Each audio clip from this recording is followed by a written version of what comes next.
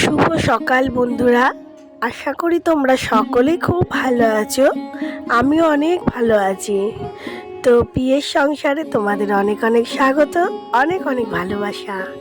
আবারও একটা ব্লগ নিয়ে চলে এসেছি তোমাদের সামনে।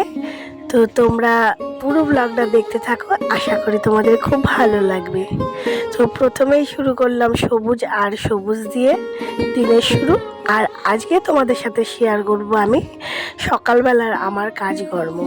তো প্রতিদিন তো পুরো ব্লগটা সবসময় শেয়ার করতে পারি না, আর যেহেতু আমি তোমাদেরকে পুরো ব্লগ দেওয়ার অভ্যাস নেই বলে পুরো ক্যামেরাটাই আমি ধরতে পারি না। তো আজকে আমার ইচ্ছে হলো বা অনেকের রিকোয়েস্টে সকালের কাজগুলো আমি কিভাবে শেয়ার করি আর কি, সেগুলো তোমাদের সাথে শেয়ার করব। তো দেখো, প্রথমেই উঠে গেলাম। উঠে আজকে বাইরেটা তোমাদেরকে একটু দেখিয়ে দিলাম, কিন্তু আমি উঠেই আগে জানো তো কাজ করি, কারণ আমি তো রেডিমেড কাজ করি, তো রেডিমেডের ব্লাউজ করি, তো উঠেই আগে কাজ করি। তো উঠে গেলাম কাজ করতে মেশিনের। তারপরে কিছুক্ষণ ঘন্টাখানেক কাজ করে নিয়ে এবার ঘর দুয়ার পরিষ্কারের পালা। চলে গেলাম ঘর ঝাড় দিতে। তো এই দেখো ঘর ঝাড় দিচ্ছি। ঘরটা তো ভেতরে সব জিনিসপত্র রয়েছে, তো স্ট্যান্ডটা রাখলে দেখতে পেতে না, তাই বাইরে থেকে বারান্দা থেকে তোমাদেরকে দেখাচ্ছি যতটা দেখা যায়।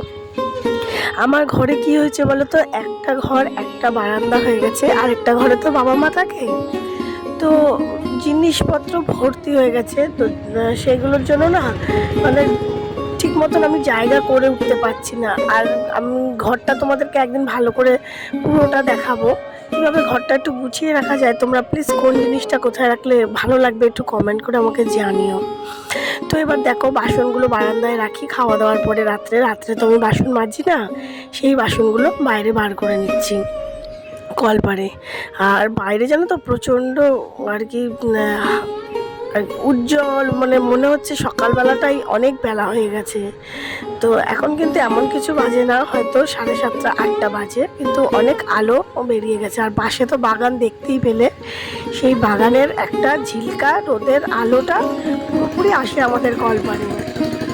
তো বাসনগুলো মাজার পরে আছে অনেক কাজই। তো উঠোনটা আজকে ঝাড় দিতে হয়নি, আমার শাশুড়ি মা ঝাড় দিয়ে গেছেন। আর বাড়ির সামনে তোমরা হয়তো ভয়েসের মধ্যে অনেক গাড়ি ঘোড়ার আওয়াজ পাচ্ছ। আমার বাড়ির সামনে প্রচুর গাড়ি ঘোড়া যায়, কারণ আমার তো মেন রোডের ধারে বাড়ি, তো যায়। তো আমাদের গ্রাম এলাকা হলেও কিন্তু শহর এলাকার মতনই রাস্তাঘাট। বাড়ির সামনে পুরো একদম পাকা রাস্তা হয়ে গেছে। আমাদের পঞ্চায়েত এলাকা, কিন্তু পুরো পাকা রাস্তা হয়ে গেছে, কোথাও কোনো কাঁচা রাস্তা নেই।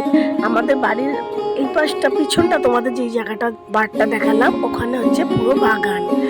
তো ভালো লাগে, ঘুম থেকে উঠে পুরো সবুজ বাগান, আম বাগান আছে, অন্যান্য গাছ আছে। তো ওখানটা চোখ পরে ঘুম থেকে উঠে কলপাটে দাঁড়ালেই পুরো সবুজে সবুজ। তো খুব ভালো লাগে জানো তো, সকালবেলায় সবুজ দর্শন করা মনে হয় যেন একদম কোথাও। আর মাঝে মাঝে ওই বাগানে যেন, মাঝে মাঝে না রোজই সকালবেলায় কোকিলের ডাক শুনি।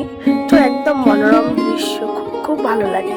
আমার জন্য তো মাটির বাড়িও খুব ভালো লাগে, আর কিন্তু আমাদের এখানে তো কেউ মাটির বাড়ি নেই। এখন জানো দিনকাল পাল্টাচ্ছে, সবই তার সাথে সাথে পাল্টে যাচ্ছে।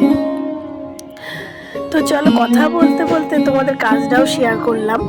তো এই এখন যাব বাবাকে স্নান করার জল দিতে, আমার শ্বশুরমশাইকে। জানোই আমার শ্বশুরমশাই হাঁটাচলা করতে পারেন না। তো বারান্দার ভিতরেও আমাদের একটা পায়খানা বাথরুম আছে, বাথরুম নেই, পায়খানার মতো প্ল্যান করে বসানো আছে, সেটা বাবার জন্য। তো বাবাকে ঘরের ভিতর থেকে ধরে ওখানে বসানো হয়, কারণ বাবা তো হাঁটতে চলতে পারেন না, ওনাকে বাইরে বার করানো সম্ভব নয়, তাই মা ওখানে ঘরের ভিতর থেকে ধরেই বসায়। তো ওইখানটাতেই বাবাকে 2 বালতি করে একটা বড় ড্রামে জল দিয়ে ওখানে পায়খানা করে বাবাকে স্নান করিয়ে দেওয়া হয়। মাই করানোটা। এবার মার তো বয়স হচ্ছে, সিঁড়ি চাপিয়ে 3খানা 4খানা সিঁড়ি পেয়ে বালতি করে জলটা তোলা সম্ভব হয় না। আর এই দেখো বন্ধুরা, স্ট্যান্ড রাখার ফলে উল্টো দিকের বাড়িতে যে বাচ্চাটা রয়েছে তোমাদেরকে সিগন্যাল দিচ্ছে। মানে ও ক্যামেরায় উঠতে চাইছে। তো সবাই তোমরা ওর জন্য একটু কমেন্ট করে দিয়ে যে কোনো কিছু আমি ওকে বলবো যে তোমরা ওকে দেখতে পেলে কিনা। তো এক বালতি জল দেওয়া হয়ে গেছে, এই দেখো আরেক বালতি জল বাবা স্নান করার জন্য দিয়ে দিচ্ছে। তো জানো তো বাবাকে দেখলে খুব কষ্ট হয় মাঝে মধ্যে। কেন হয়, আমরা সবাই হেঁটে চলে বেড়াচ্ছি, বাবা দেখছি শুনছি কিন্তু পারছে না।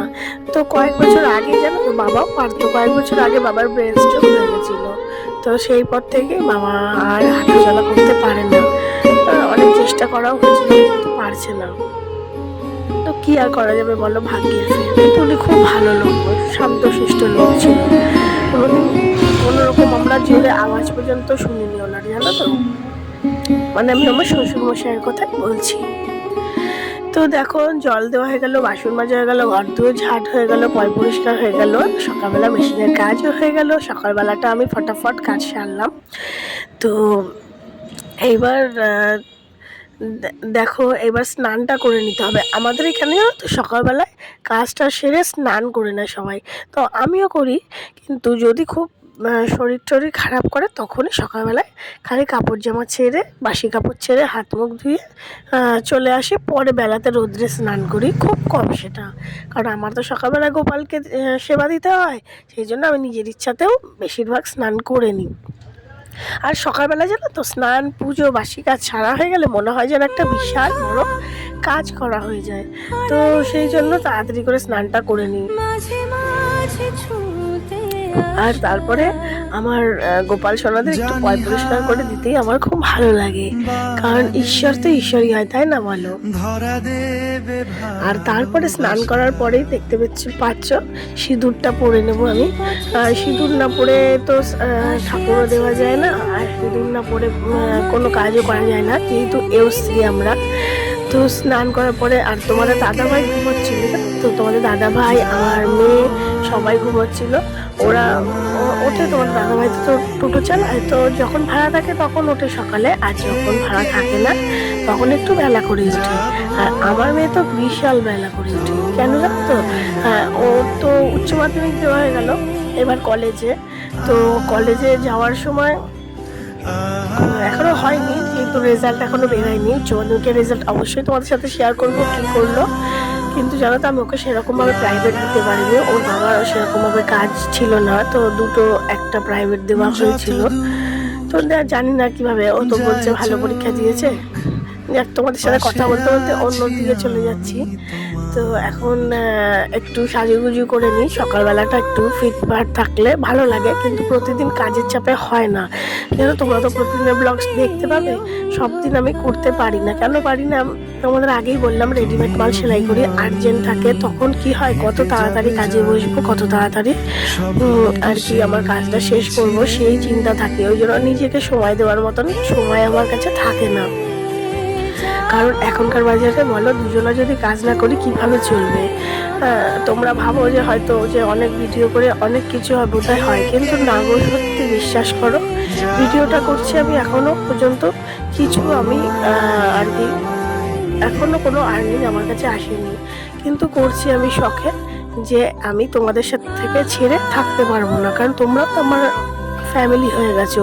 পিয়ের সংসারে আমার পিয়ের সংসার কেন বলেছি, পিউ আমার নাম আর সাহা হচ্ছে আমার টাইটেল, আর সংসার তোমাদেরকে নিয়ে, তাই পিয়ের সংসার আর নামের আর কি মানেটা তোমাদেরকে বললাম। তাই আমার সংসারে তোমরা সকলেই আছো, তোমাদেরকে ছেড়ে থাকা সম্ভব হচ্ছে না। আর একটা সুখবর জানো তো, তোমাদেরকে দেবো আমি সামনের ব্লগে। তো দেখা যাক তোমরা খুশি হও কিনা, বলে পরে কমেন্ট করে আমাকে তো অবশ্যই জানাবে। তো আমি স্নান করে উঠেছি, ভিজা চুলে রয়েছি, সুন্দর করে সিঁদুর পরেছি। তো কেমন লাগছে একটু কমেন্ট করে প্লিজ জানিও, আর কে কোথা থেকে আমার ব্লগটা দেখছো সেটাও আমাকে জানিও, ঠিক আছে। তো দেখো চান করার পরে আমি চলে গেলাম ফুল গাছগুলো জল দিতে। এই গাছগুলো আমার খুব শখের গাছ। তো এখানে আছে দেখতেই পাচ্ছ লেবু গাছ, এটা পাতি লেবু গাছ।